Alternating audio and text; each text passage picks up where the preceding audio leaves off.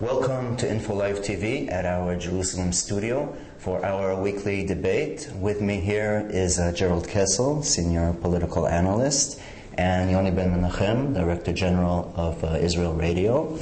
My first question to you two is, of course, deals with Alan Johnston's release, the hot topic of this week.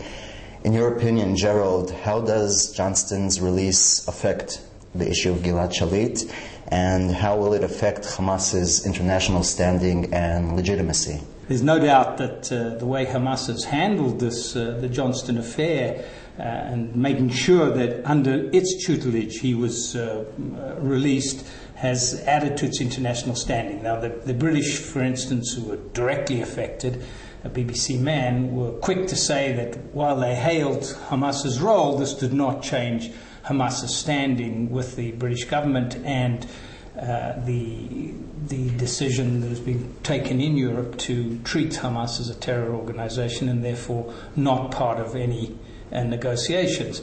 However, Hamas's credibility is definitely on a high, they can deliver, and as such, that may be their way to get into the political game, if that's what they want, and it seems as if they want that, at least for the time being. I don't think that on the long run it's going to change the European position towards Hamas. I think it was just a gimmick or maneuver for PR, from as far as Hamas is concerned, to create some positive or positive public opinion in Britain or maybe in Europe.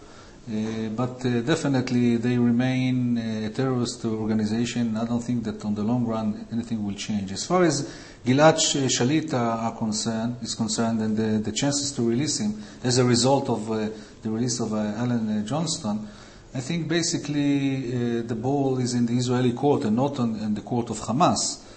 And what we need is an Israeli political decision, because Israel objects to the demands of Hamas to release the hardcore of the Palestinian terrorists. We were talking about 500 or about 400 to 500 terrorists, as we call it, we say in Hebrew, with blood on their hands, that the General Security Service is against the release of these terrorists.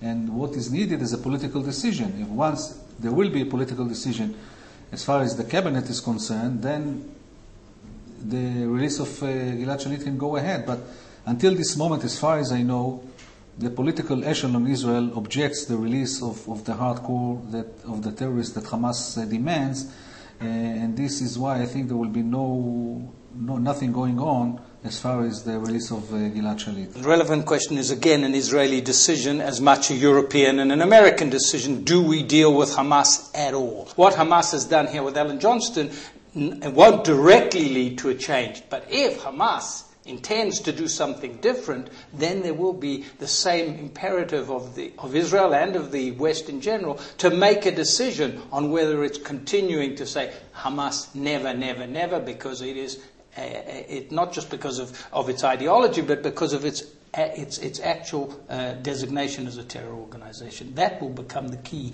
and we may be in for some, I wouldn't say surprises, but from shifts in policy, possibly. Mm-hmm.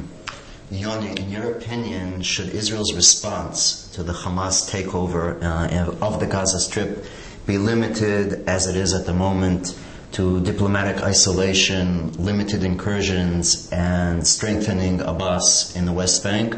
Or do you see a large-scale ground operation as a necessary step in the future? I think eventually everybody knows that it's only a matter of time until there will be a big military operation in Gaza.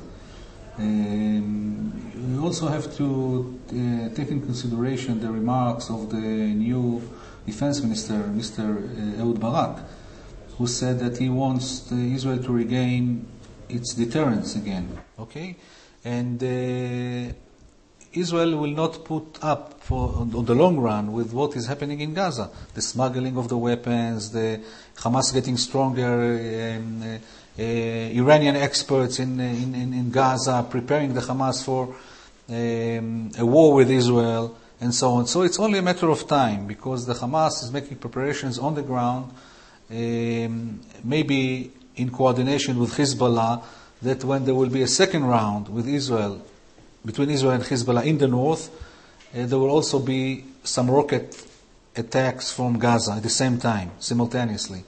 And this is a big danger for Israel. And eventually Israel will have to go into Gaza for a military operation on a large scale in order to destroy the military infrastructure that was built after the disengagement from Gaza for the Hamas and for the other Palestinian factions.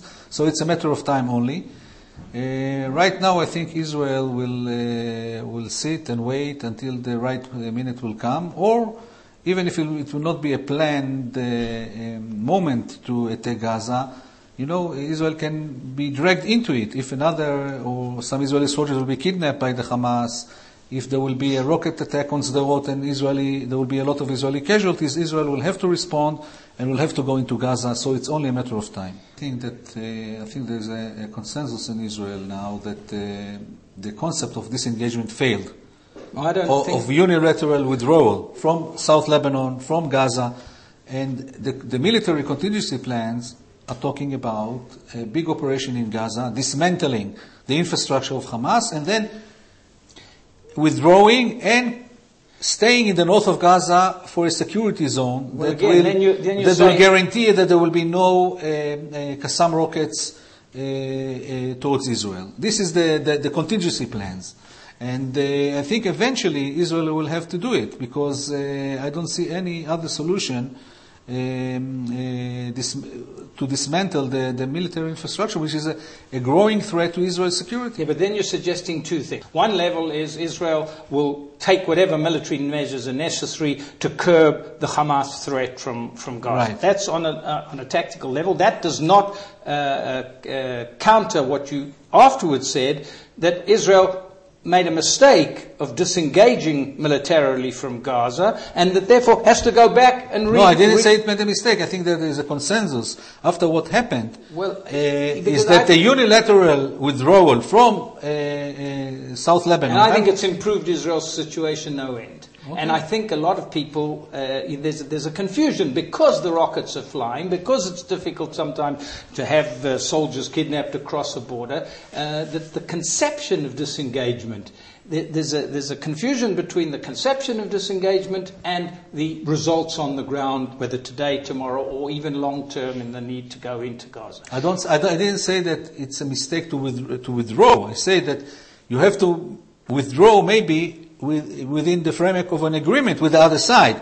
But if you withdraw unilaterally, you only put the Israel in more danger, because there's nobody there to keep the security after you withdraw. But I'm contending that if you'd have tried to withdraw unilaterally, not withdrawn unilaterally, perhaps it should have been coordinated, yes, but if Israel had not withdrawn, Israel would have been in a far worse situation, even if it had been. Because Israel was in a situation, we tend to forget that. And that's what I think the whole disengagement philosophy was not about advancing Israel towards peace between the Israelis and Palestinians, but fighting Hamas on better terms outside Gaza. Now, to say we're going to go back into Gaza, if as you say, that is the argument being used in widespread, that would be a mistaken, a double mistake. A mistake where the strategy, perhaps the tactics didn't work all that well in the way disengagement took place, but the philosophy of disengagement was a very positive one. Because I don't see any other way to dismantle the military infrastructure of Hamas without going in. There's no other way. You cannot do it from outside of Gaza. You cannot dismantle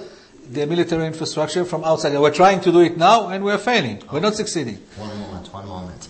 Regarding such a large-scale operation in the Gaza Strip, Ehud Barak, as you both know, is much more experienced than his predecessor.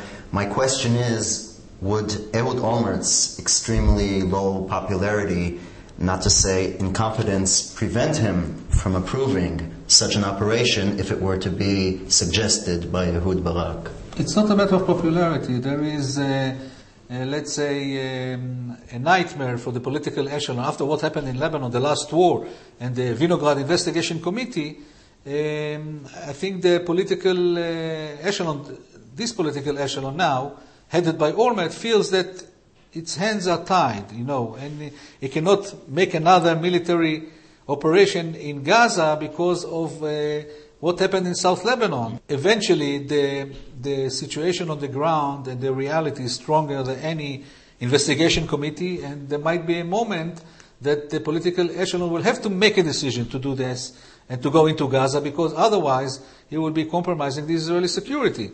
So this is the situation. It's very complicated. You're absolutely right, Yoni, that there's the inhibitions, political inhibitions, because of the perceived outcome of the war in Lebanon and Olmert's own fragile status as right. National leader at the moment, which will certainly inhibit in any immediate, unless there are extreme circumstances, and even possibly in extreme circumstances. Israel, despite its wishes to restore the status quo ante with respect to Hamas's strength in Gaza, might find that it's not all that easy to do in a way that perhaps it will have to live with a difficult border, but rather to concretize the border more than concretize the border from within. So I'm suggesting that I don't believe it's, even though that's the projected will of the Israeli military to do it, given all these inhibiting factors, I'm not absolutely sure that it's a definite. Mm-hmm. Mm-hmm. The Arab world, there have been reports about efforts being made in the Arab world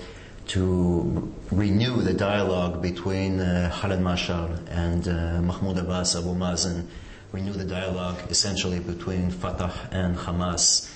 Do you think it's at all possible, or have they passed that stage permanently of dialogue? No, I think they will resume the dialogue. It's only a matter of time. They will resume the dialogue because they don't have any other option. The Palestinian public will not accept this separation between the West Bank and Gaza. Right now, the Fatah is furious, of course, at Abu Mazen is furious at Khaled Mashal, at the Hamas, for what they call a coup d'etat that happened in Gaza against the Palestinian legitimacy. Of course, they're blaming them for destroying the Palestinian dreams and so on. Right now, they're furious, but eventually they will have to come and negotiate, because the power of Hamas is increasing, not only in Gaza, after they took over Gaza, also in the West Bank. So I think the Fatah is very weak now, and eventually they will have to resume the negotiation with Hamas and try to come to terms with the Hamas, how to split power and so on. In my opinion, what Israel should be doing is disengaging from the Palestinians as far as possible. Exactly. We should not intervene in the Palestinian affairs. Israel's issue is Israel's issues. And Israel should determine its policy in terms of how the other side, or in terms, as Olmert and Sharon did, of taking an initiative which suits Israel's interests, which I believe the disengagement did, and do the things that suit Israel's interests, and not try to influence Palestinians or anywhere else in the Arab world to suit Israel's interests. Exactly. Thank you very much, Yoni ben Menachem, Jerrold Kessel. Thank you.